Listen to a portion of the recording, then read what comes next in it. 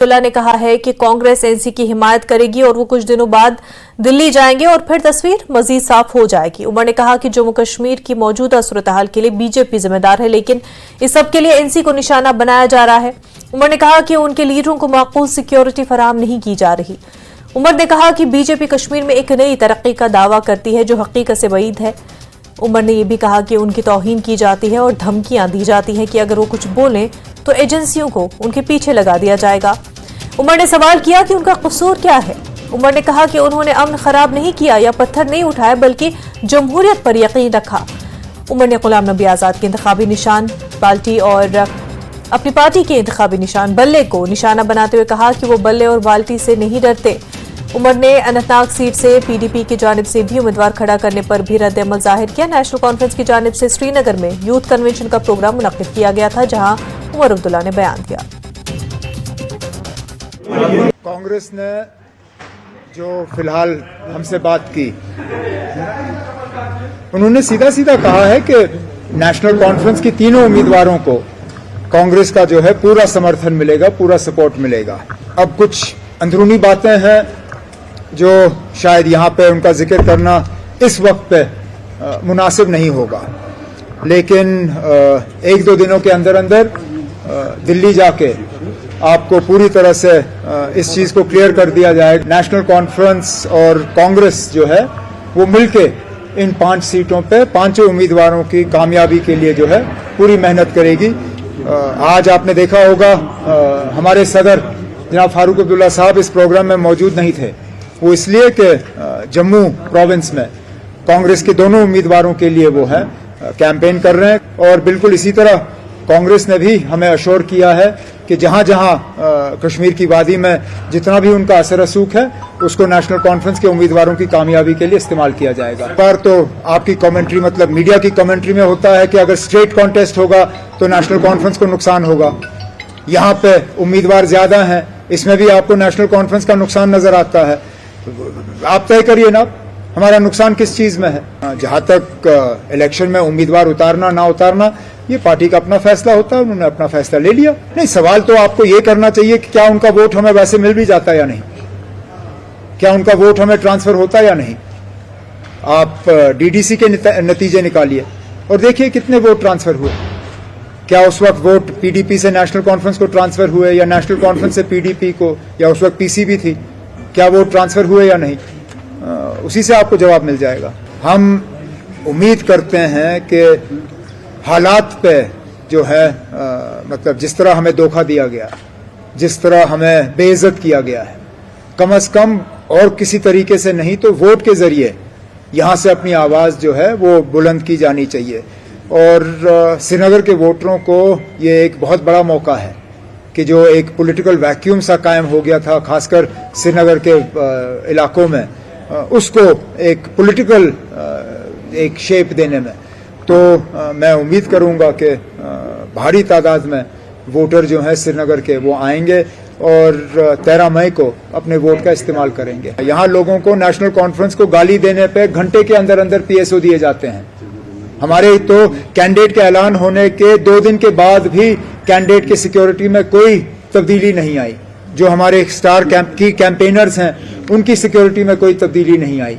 और उल्टा तो हमें ये लग रहा है कि इंतजामिया का इस्तेमाल किया जा रहा है हमें तंग करने के लिए, हमारे प्रोग्राम जो हैं उन्हें उन पे रुकावट पैदा करने की।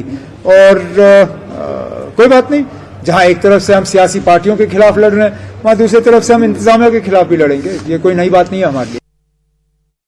पीडीपी तर्जुमान डॉक्टर हरबख्श सिंह ने कहा कि उमर अब्दुल्ला एनसी के साथ साथ कांग्रेस के भी तर्जुमान बन गए हैं। उन्होंने कहा कि वो जल्द ही उम्मीदवारों का ऐलान करेंगे। उन्होंने कहा कि वो अभी भी इंडिया अलायंस का हिस्सा है। सिंह ने कहा कि उन्हें कश्मीर में अपने उम्मीदवार उतारने के लिए मजबूर कर दिया गया। अगर पीडीपी कश्मीर की तीनों सीटों पर अपने उम्मीदवार उतारती है तो फिर इंडिया ब्लॉक का मतलब क्या रह जाएगा? हाँ, तो जब उमर साहब ने उतारे या अनाउंस किया तो उन्होंने इंडिया ब्लॉक से पूछा, तो उन्होंने हमसे बात की।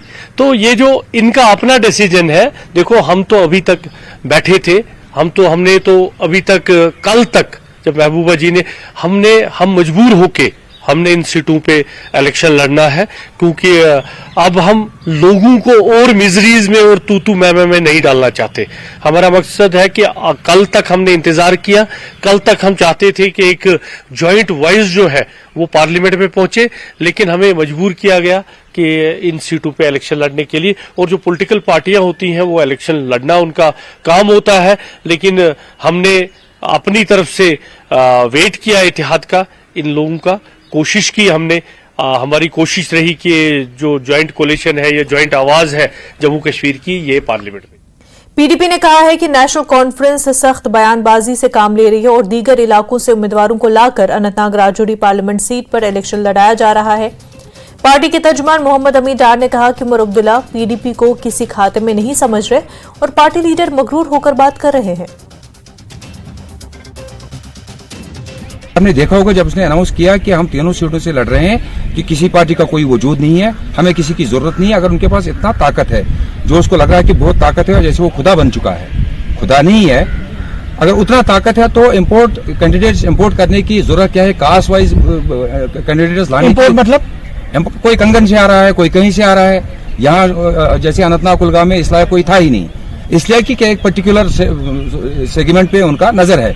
अगर उतना ताकत था तो यहाँ के किसी को लाते। दूसरी बात यह जिस एरोगेंस से उसने महबूबा जी ने बोला था कि अगर मेरे को फोन करते, मेरे साथ बात करते, मैं सरेंडर कर देती तीनों सीटें अलायंस के लिए, लोगों के लिए। लेकिन शायद उमर साहब की, फारूक साहब की कोई मजबूरी ऐसी बड़ी है जो वो अलायंस, जब अलायंस तोड़ना चाहते, अलायंस को आगे लेना नहीं चाहते, कोई मजबूरी होगी जो बीजेपी चाहती है कि अलायंस ना बने, तो उसमें लगता ये है कि उनको कोई ऐसी बड़ी मजबूरी है। अब बदकिस्मती ये है कि वो कंफ्यूजन लग रहे हैं, कभी अपना तर्जमान, कभी पीडीपी का तर्जमान, कभी कांग्रेस का तर्जमान बन रहे हैं। It looks he is confused और वो एरोगेंस में उसको। लेकिन यहाँ पे अगर हम बात करें तो रियासत के अंदर जो है, जम्मू कश्मीर के अंदर आप बेशक जो है आपके अंदरूनी खिलाफत हो सकते हैं, लेकिन बाहर तो आप दुनिया को ये बावर करा रहे हैं कि नहीं जी एक ही प्लेटफॉर्म शेयर कर रहे हैं, तो वो क्या है? नहीं, ये प्लेटफॉर्म जहाँ एक शेयर करने का सवाल है, वो वाला एक लार्जर गोल है जो अभी पूरे मुल्क में हो रहा है, खासतौर पर जम्मू कश्मीर में हो रहा है। कॉन्स्टिट्यूशन अटैक है, और अगर एक बार फिर बीजेपी सरकार आई तो क्या करेंगे वो सब उनके दिमाग में है। कांग्रेस उन तमाम पार्टियों का साथ देगी जो बीजेपी के खिलाफ लड़ेंगी। इंडिया अलायंस 5 सीटें जीतेगी और इन बातों का इजहार जम्मू कश्मीर कांग्रेस के जनरल सेक्रेटरी इरफान नक्शबंदी ने किया। उन्होंने कहा कि वो एनसी और पीडीपी दोनों की हिमायत करते हैं। देखिए, ये एक बहुत बड़ी जंग है, अभी जंग की शुरुआत है।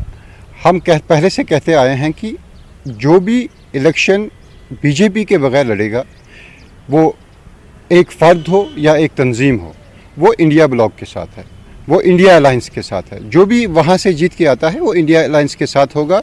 जो भी बीजेपी के ख़िलाफ़ जो है मैदान में खड़ा है, कमर बस्ता इस वक्त बीजेपी के ख़िलाफ़ है। अब उमर साहब की ये बात हमेशा हमने कहा है कि हम कांग्रेस नेशनल कॉन्फ्रेंस के साथ भी है और पीडीपी के साथ भी है। हम चाहते हैं कि सारे एक साथ आ जाएं। चूँकि उमर साहब ने एक सीट पर ऐलान कर दिया, वो उस पर काम कर रहे हैं। हमारे पास अभी तक कोई डायरेक्शन नहीं आई है अपने कायदीन से, हेडक्वार्टर से कोई मैसेज अभी तक नहीं आई है। जो भी इंडिया ब्लॉक में होगा, जो भी बीजेपी के ख़िलाफ़ इस वक्त सफ़ कर रहे हैं, जो भी नीचे आए हैं, जो भी फ़ाइट के लिए उतरे हैं बीजेपी के ख़िलाफ़, कांग्रेस उनके साथ हमेशा रहेगी, कांग्रेस उनके सफ़ों में हमेशा रहेगी।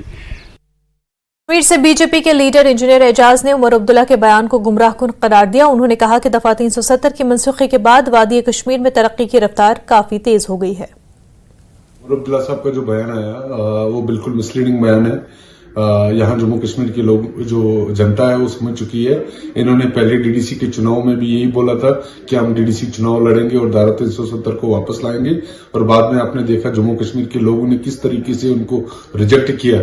मैं उमर अब्दुल्ला साहब को फिर से याद दिलाना चाहता हूं कि एक टाइम में आपने सेल्फ रूल और ऑटोनॉमी की भी नारे दिए थे, वो सेल्फ रूल और ऑटोनॉमी कहां गई?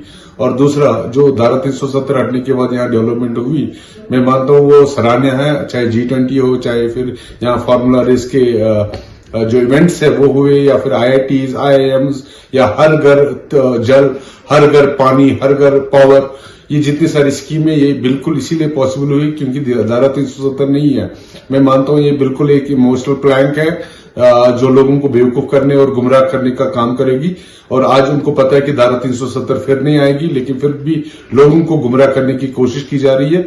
और मेरी लोगों से निवेदन है कि ये जो रीजनल पार्टीज है, जो ये प्लैंक खेलती है, इमोशनल प्लैंक हमारे लोगों के साथ, इनको रिजेक्ट करके आने वाले समय में जब आप वोटिंग में जाएंगे, इनको रिजेक्ट करो, और ताकि इनको भी पता चले कि धारा 370 हटने के बाद यहाँ पे विकास के कार्य हुए हैं और माननीय नरेंद्र मोदी जी के साथ जम्मू कश्मीर की जनता है।